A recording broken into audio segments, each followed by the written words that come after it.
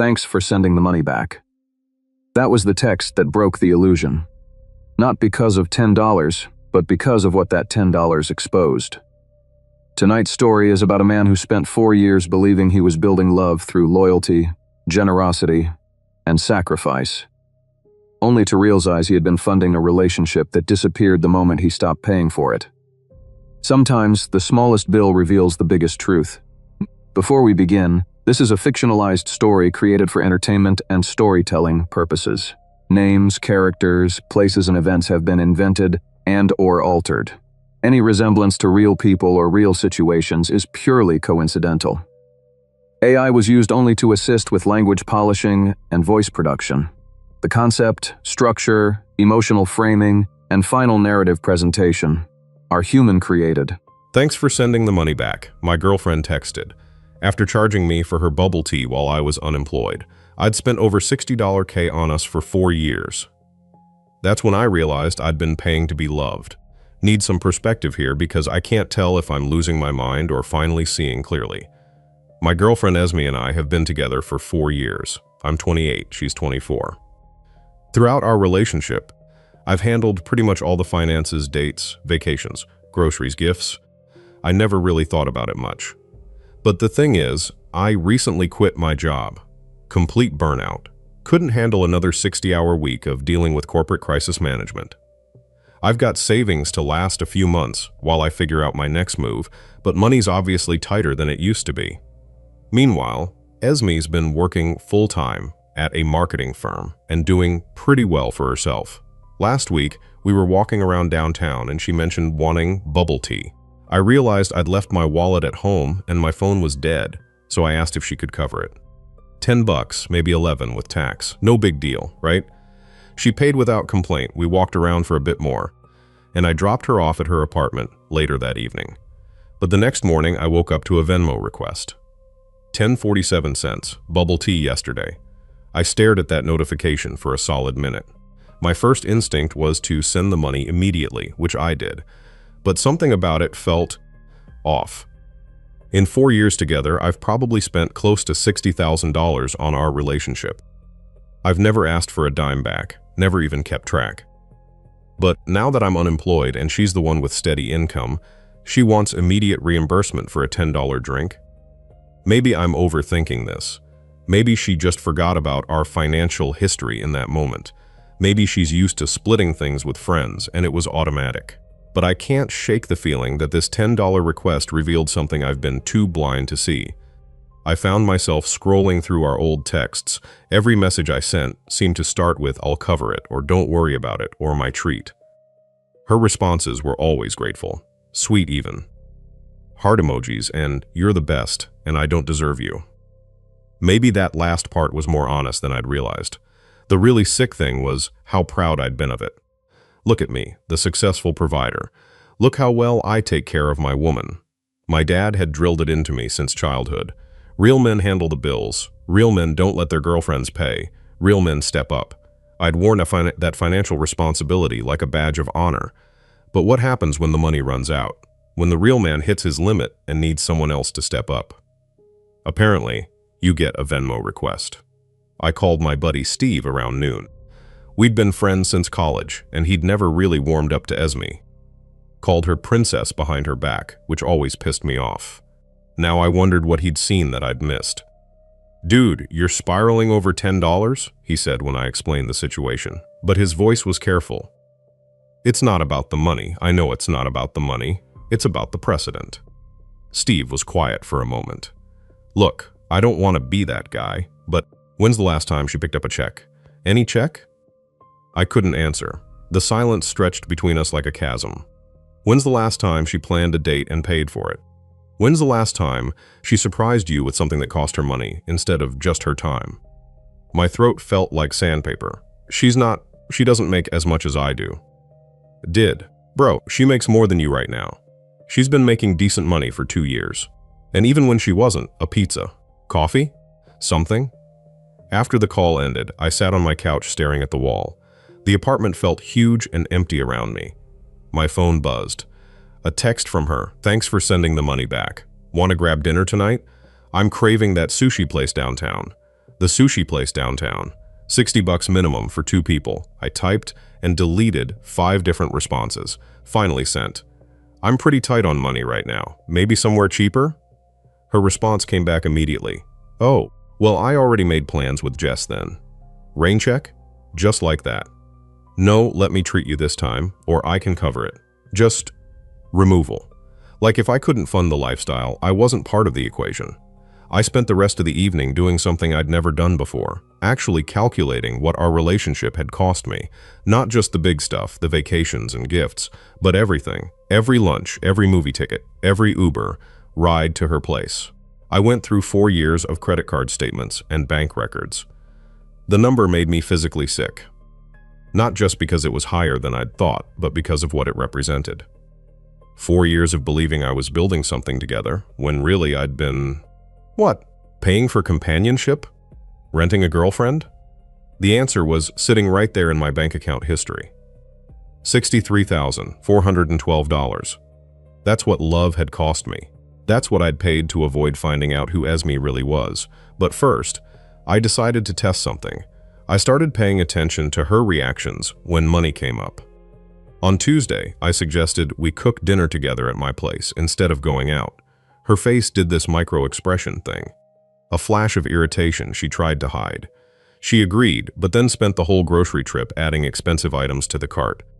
Imported cheese, organic everything, a $40 bottle of wine to make it special. When we got to checkout, she pulled out her phone and started scrolling Instagram while I paid. Not even pretending to reach for her wallet. Thursday, I told her I was stressed about money and thinking about picking up some freelance work. Her response? Don't worry, once you get a new job, everything will go back to normal. Not how can I help or we'll figure it out together. Just back to normal. Back to me paying for everything. Friday was the big test. I told her my card was acting up and asked if she could cover dinner. Just a casual place, maybe $30 total. You guys, the look on her face, like I'd asked her to donate a kidney. She made this big show of checking her bank account on her phone, sighing, saying money was kind of tight right now. Then she suggested we just grab food from my place instead. But here's the kicker. 2 hours later, she posted an Instagram story from some expensive nail salon. Getting a full set, gel manicure, the works. Had to be at least $80. That's when something shifted in my chest. Not just disappointment or frustration. Pure, cold clarity. So Saturday night, I decided to have the conversation everyone kept telling me to have. Esme, I've been thinking about our financial dynamic and I want to talk about it. She immediately got defensive. What do you mean? I mean, I've paid for almost everything in our relationship for 4 years. I'm not working right now, and it feels like maybe we should balance things out a bit more. Her response floored me. I never asked you to pay for everything. Just like that. 4 years of gratitude and you're so good to me, and she never asked for it. You never offered to split anything either. You always insisted. You'd get upset if I tried to pay. This was news to me. I asked her to give me one example of when I'd gotten upset about her paying. She couldn't. Just kept saying things like, you always seem to want to handle it, and I thought it made you feel good to provide. Then she dropped this bomb. Well, if you didn't want to pay, you should have said something earlier. I've organized my whole budget around not having those expenses. Organized her budget around not having those expenses. 4 years, and she'd never once factored in the possibility that she might need to pay for her own dinner. What expenses do you have, exactly? I asked. She listed them off. Rent, car payment, insurance, her subscription services, shopping, savings. Savings? I asked. Well, yeah, I save like $1,000 a month. $1,000 a month, while I'd been covering all her entertainment, food, travel, and half her living expenses. She'd been saving money by spending mine. I felt something crack inside my chest. Esme, do you realize I've spent over $60,000 on our relationship? That was your choice. A choice I made because I thought we were building something together. I thought we were partners. We are partners. Partners contribute equally. What have you contributed? The question hung in the air between us. She stared at me like I'd spoken a foreign language. I contribute plenty. I give you emotional support. I spend time with you. I put effort into this relationship, too.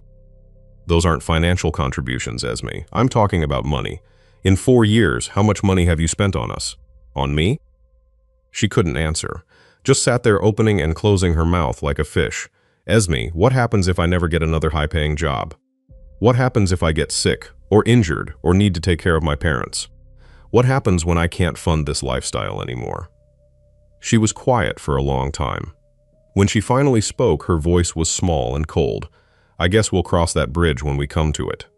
Not, we'll figure it out. Not, I'll step up. We'll cross that bridge. I asked her to leave that night. Told her I needed space to think. She gathered her stuff and headed for the door.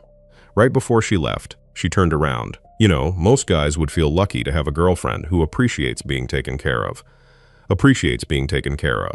4 years, and that's how she saw it. Not partnership, not love, being taken care of. I've been alone in this apartment for 3 days now, and the silence feels different. Not empty. Clean. I feel relieved. Scared as hell about starting over, but relieved. For the first time in years, I don't have to feel guilty for not wanting to spend money. I don't have to pretend that love means never expecting anything in return. Still processing all this. Part of me wonders if I was too harsh, if I should have tried to work through it together. But honestly, her reaction told me everything I needed to know. But Esme didn't take the space to think thing well. At all. The text started immediately after she left. Apologetic at first, then angry, then manipulative as hell. She went through the whole playbook. I can't believe you're willing to throw away 4 years over money. I thought you loved me unconditionally. I'm hurt that you've been keeping score this whole time.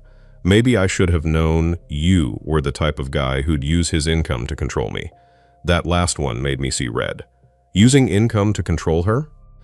By paying for everything she wanted and never asking for anything back.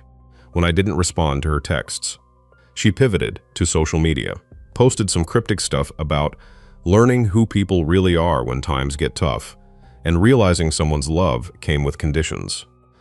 My phone started blowing up with mutual friends, asking what happened. Esme had apparently told everyone, I suddenly became obsessed with money, and was making her pay me back for things. I ended up having to explain the real situation to 3 different people who'd known us as a couple. Each conversation was enlightening in its own way. But the real wake-up call came 2 weeks ago. I was feeling lonely and started second-guessing myself. Maybe I had been too harsh. Maybe she genuinely didn't realize how one-sided things had become. So I texted her, asked if she wanted to get coffee and talk. She said yes immediately, suggested this cafe, downtown expensive place, but whatever. I figured buying 1 more coffee wouldn't kill me if it meant we could communicate better. We met on a Saturday afternoon. She looked good, new haircut, new outfit, fresh manicure, definitely not hurting financially. The conversation started okay. She seemed more receptive, less defensive. Said she'd been thinking about what I'd said, and wanted to understand my perspective better. I explained it again, calmly this time. How I'd felt taken for granted. How the relationship had started to feel transactional. How scared I was about my future when I realized she'd never once considered supporting me the way I'd supported her. She nodded along, asked thoughtful questions. Even admitted that she could see how it looked from my side. I guess I got so used to you handling everything that I forgot relationships are supposed to be partnerships, she said. I want to work on this. I want to contribute more. I felt hopeful for the first time in weeks. Maybe we could fix this. Maybe she really could change. Then the bill came. $22 for 2 coffees and a pastry she'd ordered. I sat there waiting to see what she'd do. She sat there waiting for me to pay. The silence stretched between us. Finally, she glanced at the check, then at me, with this expectant look. Esme, I said quietly. We just spent an hour talking about how you want to contribute more to this relationship. The bill is sitting right there. Her face went through this amazing series of expressions. Confusion, then recognition, then irritation. Seriously? You're going to make this a test? I'm not making anything a test. I'm sitting here wondering if anything we just talked about actually sank in. She huffed and grabbed her purse, pulled out her credit card like it physically hurt her. Fine, but this is ridiculous. It's just coffee. It's always something small, Esme. It's always just coffee, or just dinner, or just a $10 bubble tea. That's how it adds up to $60,000. The date ended pretty much there. She paid, but she was pissed about it. Made comments about how transactional I was being, how it felt like I was keeping score. I realized something walking back to my car. She didn't actually want to change. She wanted me to stop being upset about the inequality. She wanted to say the right words to get things back to how they were. That was 2 weeks ago. Haven't heard from her since. But yesterday, everything came together in the most perfect, awful way possible. I was grabbing lunch at this sandwich place near my apartment when I heard familiar laughter from the back corner. Esme was there with some guy I'd never seen before. Young, well-dressed, driving a BMW, judging by the keys on the table. I almost left, but something made me stay. Morbid curiosity, maybe. I found a table where I could observe without being obvious about it. What I saw made my blood run cold. She was doing the exact same routine. The hair flip, the way she'd lean forward when he talked, the little touches on his arm. But more than that, I watched their whole interaction around ordering and paying. She ordered first. Expensive sandwich, drink, chips, dessert. He ordered after her, just a basic sandwich and water. When the bill came, she didn't even glance at it. Just kept talking and laughing while he paid. Same expectant look I'd seen 1,000 times. Same casual assumption that someone else would handle it. But here's the kicker. As they were leaving, I heard her tell him about some restaurant she'd been dying to try. Expensive place downtown. Maybe we could go tomorrow night? Same script, same routine, same manipulation. I sat there for an hour after they left, processing what I'd seen. So this was really her relationship model.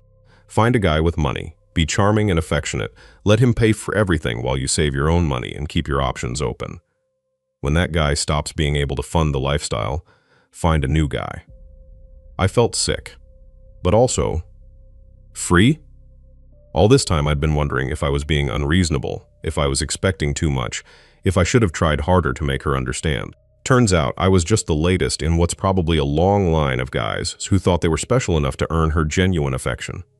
Joke's on us. Her affection was never about who we were. It was about what we could provide. The strangest part is how much lighter I feel, not just about ending the relationship, but about the whole experience. For months I'd been carrying this guilt about giving up on us, about not being understanding enough, about letting money come between us. Now I realize money didn't come between us. Money was the relationship. Without my income, there was no us. I'm done paying for companionship. Next time around, I want a partner. I wanted to wrap things up and share what I've learned, because this journey has taught me more about myself and relationships than I ever expected. First, the resolution. Esme reached out 3 weeks ago with a long email. She'd apparently broken things off with BMW guy, guess he wasn't as generous as expected, and wanted to work things out with me. The email was a masterclass in manipulation. She'd been doing a lot of thinking and realized how much she took me for granted. She wanted to prove she could be a better partner. She missed us and believed we could get past this rough patch. Not once did she actually acknowledge what she'd done wrong. Not once did she take real responsibility. It was all passive voice and vague regrets about how things went wrong between us. But the real tell was at the end. I know you're probably still upset about the money thing, but I hope we can move forward without keeping score. Without keeping score. Even in her apology, she was trying to frame basic reciprocity as some kind of character flaw on my part. I didn't respond to the email. 2 days later, she showed up at my apartment. She looked different. Tired, maybe? Less put together than usual. Started talking before I could even say hello. I miss you. I miss us. I know I made mistakes, but we can fix this. What mistakes did you make, Esme? Long pause. I took advantage of your generosity. I should have contributed more. Why didn't you? Another pause. I don't know. I guess I got comfortable. Comfortable with what? With you handling everything. It was like pulling teeth. She couldn't actually name what she'd done, because that would require acknowledging that it was intentional, that she'd made conscious choices. Here's what I think happened, Esme, I said. I think you figured out early on that I'd pay for everything if you just let me. I think you organized your entire financial life around that assumption. And I think when I couldn't do it anymore, you started looking for someone who could. That's not... It wasn't like that. Then explained BMW guy. Her face went white. How did you? I saw you together. Same routine, same expectations. How long after our coffee date did you meet him? We were broken up. I had every right to date other people. That's not what I asked. She finally admitted it. 5 days. 5 days after our coffee conversation where she'd promised to change and contribute more, she'd already moved on to the next guy. Do you see the problem here? I asked. Do you see why I can't trust anything you're saying right now? She started crying then. Real tears this time. Not the manipulative kind. I don't know how to do this. I don't know how to be in a relationship without... I've never had to pay for myself. That was the first honest thing she'd said to me in 4 years. Then maybe you should figure that out before you try to be in a relationship with anyone. She left after that. Haven't heard from her since. But the real revelation came a few days later when I was talking to my therapist about the whole situation. Yes, I'm back in therapy. Turns out being financially manipulated for 4 years leaves some psychological scars. What did you get out of the relationship? She asked. The answer was uncomfortable. I got to feel needed. I got to feel successful and generous and important. I got to avoid the vulnerability of being known by someone, because as long as I was paying, I didn't have to worry about whether I was worthy of love for who I was.